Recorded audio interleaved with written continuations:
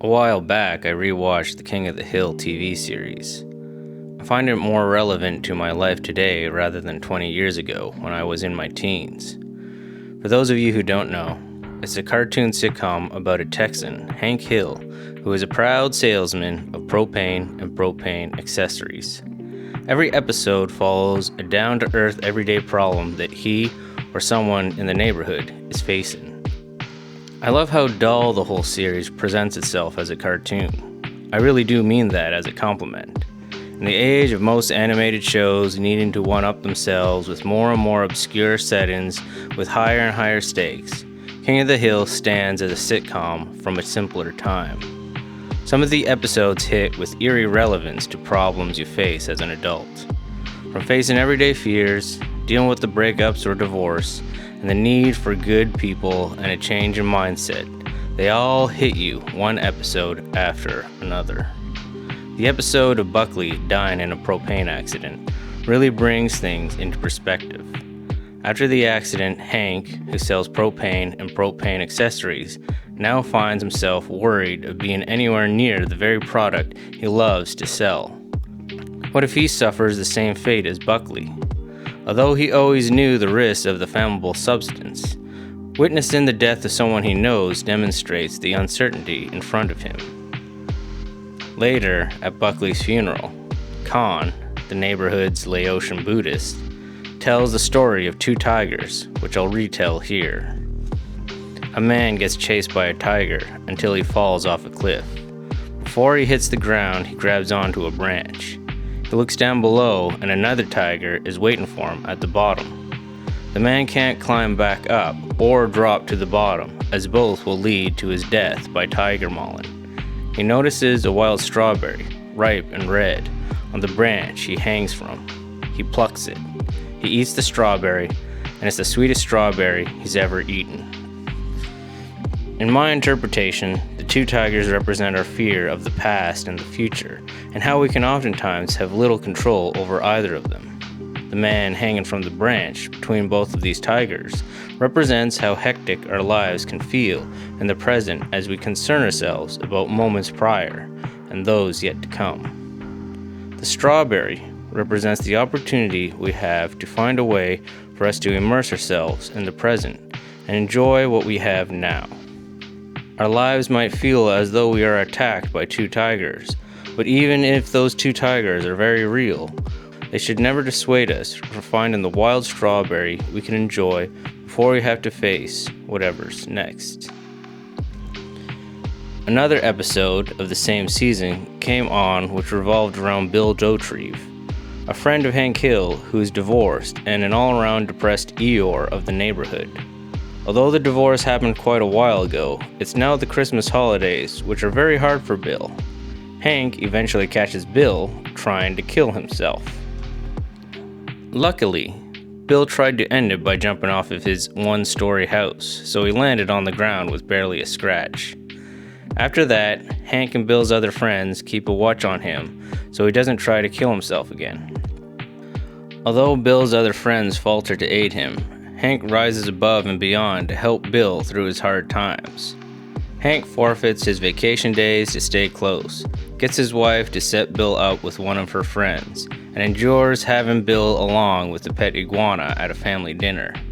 At one point, Hank loses his temper on Bill, which isn't great, but Bill's antics had been a bit much by then. By the end of the episode, Bill wears a dress pretending to be his divorced wife while attending Hank's Christmas party. Hank is embarrassed as his friend walks around wearing a dress talking to other guests, but instead of shunning his friend, Hank gets in a dress himself and cheers on. It's that kind of party. Bill, overwhelmed by the other guests, storms out of the party into the street. Hank realizes Bill will never get the closure he needs from his ex-wife. So Hank runs out into the street, still wearing a dress, and pretends to be Bill's wife. This way, Bill can somewhat get the closure he was looking for. What I take from this episode is appreciating the people who are there for us during these hard times. Although Hank Hill wasn't perfect, he did as much humanly possible to help Bill through the holidays. would be awesome to have a Hank Hill in our lives when the going gets tough. All we can hope for is that the people we do have give us something similar to what Hank offers Bill. In some ways, maybe even better than Hank. I hope you have some people like that in your life. I hope they're offering you some kind of love. If you're on your own these days, then take what you can from other people, while you also make sure that you are your own best friend when no one else will be. Alright, one last time, only because it's so relevant to our conversation. This episode revolves around Boomhauer, the group's ladies' man and all-around player. The episode starts by demonstrating how much of a womanizer Boomhauer is as he sleeps with women and then tries to get them out of the door as quickly as possible. In contrast to Boomhauer is once again our sad Bill Dauterive trying to get a date with a lady jogging in the neighborhood. Eventually, Bill fails to win her over, and instead Boomhauer sweeps in and takes her for himself. Boomhauer falls for the girl. He actually goes on more than one date with her and develops an attachment. He gets a family engagement ring from his Meemaw and makes his way over to the girl's place, but sure enough, when he arrives, he finds his girlfriend half naked with another man. She never intended to have a long-term relationship with Boomhauer. Boomhauer gets Boomhauered. Bill is delighted when he hears the news, since Boomhauer took the girl from under Bill's nose. Hank and Dale, Boomhauer's other close friends, immediately notice that Boomhauer is devastated by the breakup. They try to cheer him up and introduce him to new women, but it is no use. He no longer has the mojo to pick up women. He no longer has the confidence to be himself. All he can do is slump around in depression, pining over his ex. Bill realizes Boomhauer is suffering the same kind of suffering he's gone through, and although still bitter about initially losing the girl, Bill's urge to be there for a friend rises to the occasion.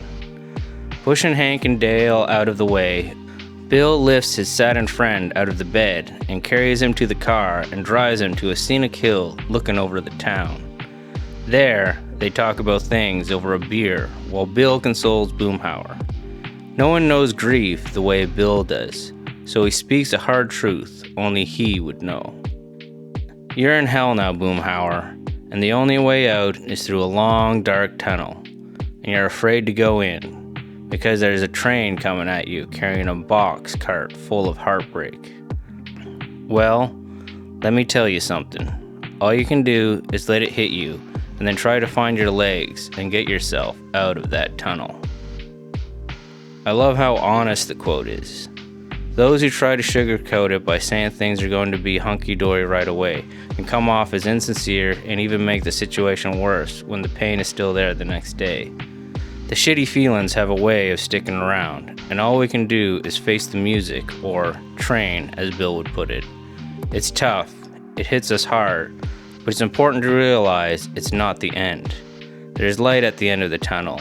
It may be a long trek there. It may be a dark journey, but we can get there, even if we have to crawl our way out without any legs. Turning back, I do remember these episodes way back when, but never gave them much thought. What were the writers thinking? The show is made for kids, for the most part. Who are these episodes for? Maybe it was the parents watching, but that's so weird to have in a kids show. I mean, here I am 25 years later, rewatching these shows, facing hardships of my own, turning back to them and... Wait a minute. Maybe they didn't make those episodes for the kids we were, but rather for the adults we would soon come to be. If that's the case, then my hat goes off to the creators. Here's hoping the shows you're watching or the content you're consuming is helping you with whatever you're facing. If you haven't found one, then maybe it's because you haven't tried King of the Hill. And if you like that video, then you can check out my book where I talk about that and many other issues that might help you. It's got a title so edgy, I'm not even sure if I can say it on YouTube. So check it out in the description. And as always, if you want, you can like, subscribe, and all that other fun stuff. More videos coming, of course.